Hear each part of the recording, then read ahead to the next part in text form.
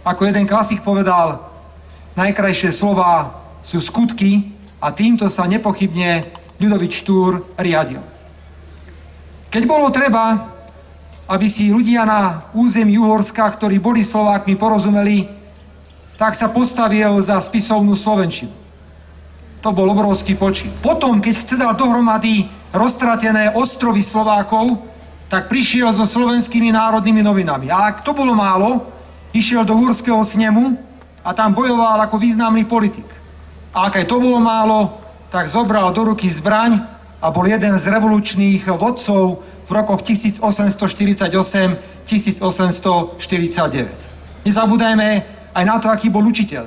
Tak sa venoval študentom, tak s takou obrovskou vášňou, že až prišiel o svoje miesto, pretože možno robil viac a preháňal to, čo od neho očakávali jeho nadriadení. Nečudujem sa, vážené dámy a páni, že na prelome storočia bol Ľudovít Štúr občanmi Slovenskej republiky vyhlásený za najvýznamnejšieho Slováka. Nečudujem sa, pretože takýchto osobností máme naozaj veľmi málo. A na záver mi dovolte, aby som povedal jedno krédo, ktorým sa ja chcem riadiť, a je to krédo, ktoré povedal Ľudovít Štúr v týchto slovách. Slováci, všetko, čo sme pre vás robili, robili sme a robíme pre život váš, pre život slovenský. Ďakujem pekne.